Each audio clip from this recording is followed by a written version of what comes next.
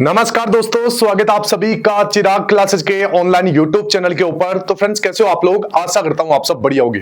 तो फ्रेंड्स, आज का वीडियो आप सभी कैंडिडेट के लिए बहुत ज्यादा इंपॉर्टेंट रहने वाला है। इस वीडियो के अंदर हम बात करने वाले हैं एसएससी कांस्टेबल जीडी भर्ती 2026 रिजल्ट के बारे में, कट ऑफ के बारे में, फिजिकल डेट के बारे में, मतलब ए टू जेड सारी कुछ जानकारी मैं आपको इस वीडियो के अंदर देने वाला हूं। तो आपको इस वीडियो को ध्यान से देखना है। नॉर्मलाइजेशन में किसको कितना फायदा मिलेगा, कौन सी शिफ्ट इजी है, कौन सी शिफ्ट हार्ड है, ठीक है, किस प्रकार नॉर्मलाइजेशन होता है और कंपटीशन इस बार कम क्यों रहेगा, कट ऑफ आपकी कम क्यों रहने वाली है, पूरी जानकारी मैं आपको इस वीडियो के अंदर देने वाला हूं। तो आप सभी से निवेदन है, इस वीडियो के नीचे आपको एक हाइप वाला बटन मिल जाएगा, इसके ऊपर आपको जरूर क्लिक करना है। जो कैंडिडेट हाइप वाले बटन के ऊपर क्लिक करके कमेंट करता है तो मैं प्रत्येक बच्चे का यहां पर रिप्लाई देता हूं। तो आप भी कमेंट कीजिएगा, आपको भी रिप्लाई मिलेगा। तो चलिए बिना किसी देरी के आगे बढ़ते हैं और यहां पर हम बात कर लेते हैं एसएससी कांस्टेबल जीडी भर्ती 2026 के बारे में। तो देखिए, यहां पर आपको कुछ चीजें समझना है, उसके बाद में मैं यहां पर आपको कुछ डेटा दिखाने वाला हूं, जिससे आपको अपने आप यकीन हो जाएगा कि इस बार जो एसएससी जीडी भर्ती 2026 है, इसका जो कट ऑफ है वो कम ही रहने वाला है, ठीक है। देखिए, कट ऑफ कम रहने के आपके जो कारण है वो क्या है? पहला कारण कि आपकी इस भर्ती का जो पेपर था वो पेपर बहुत ज्यादा क्या था, हार्ड था, ठीक है। इस वजह से यहां पर थोड़ा जो कट ऑफ है वो आपका कम रहेगा। इसके बाद में जो दूसरा कारण है वो है हिंदी का जो लेवल था इस बार बहुत ही ज्यादा अलग था। हिंदी अलग ही आपको देखने को मिली थी, मतलब अप्रत्याशित लेवल आपको देखने को मिला था।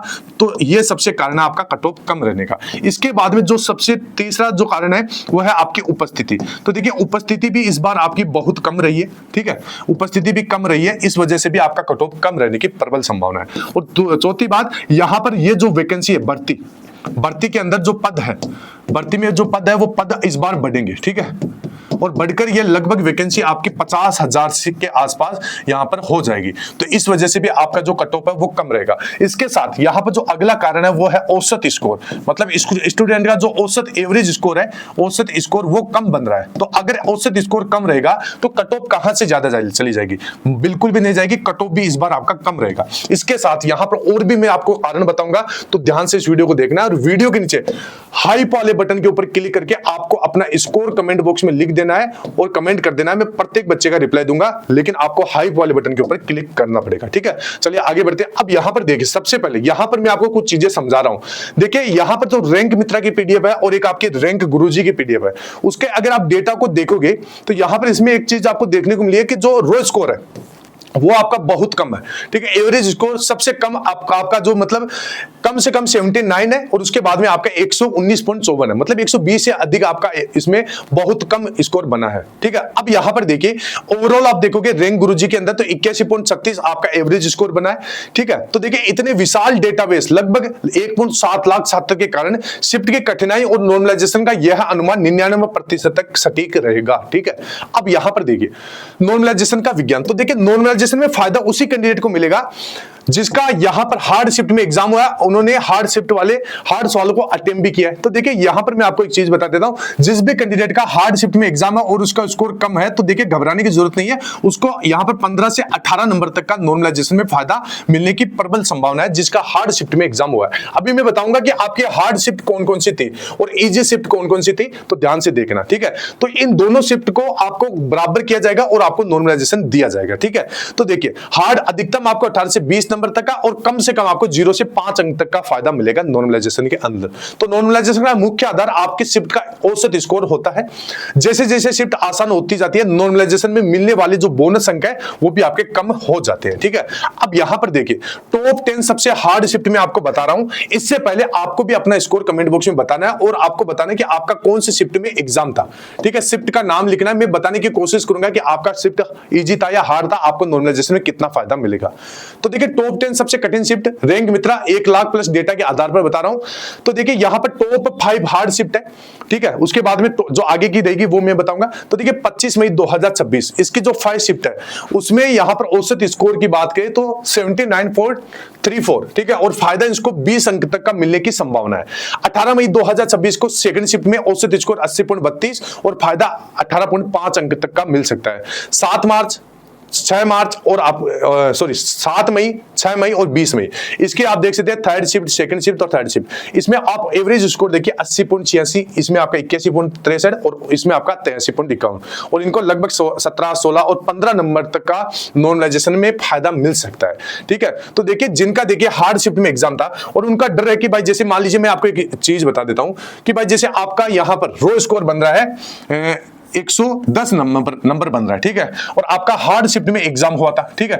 अब आप सोच रहे हो कि मेरा तो सिलेक्शन नहीं होगा, तो देखिए बिल्कुल भी घबराए नहीं। आपको नॉर्मलाइजेशन के अंदर अगर आपके 20 नंबर ऐड हो जाते हैं या आपके 15 नंबर भी ऐड हो जाते हैं, तो देखिए 110 तो ये हो गए और प्लस 20 नंबर ये हो गए, यानी 130 आपका स्कोर बन जाएगा और आप आसानी से सिलेक्शन ले पाएंगे। ठीक है, तो देखिए यहां पर 25 मई 2026 की सेकंड शिफ्ट जिसमें एवरेज स्कोर आपका ये है, इसको इतने नंबर तक फायदा मिल सकता है, ये संभावित है, ठीक है, ये ध्यान रखना।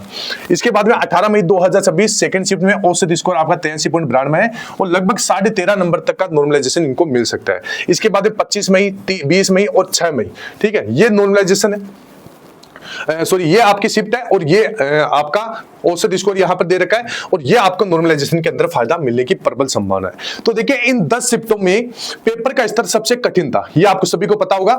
यदि आपकी परीक्षा इन तिथियों पर थी तो आपके अंकों में सबसे भारी उछाल देखने को मिलेगा। ठीक है, अब देखिए यहां पर टॉप 10 सबसे आसान शिफ्ट बता रहा हूं, इन शिफ्ट का औसत स्कोर सबसे ज्यादा रहा है। ठीक है, ये ध्यान रखना।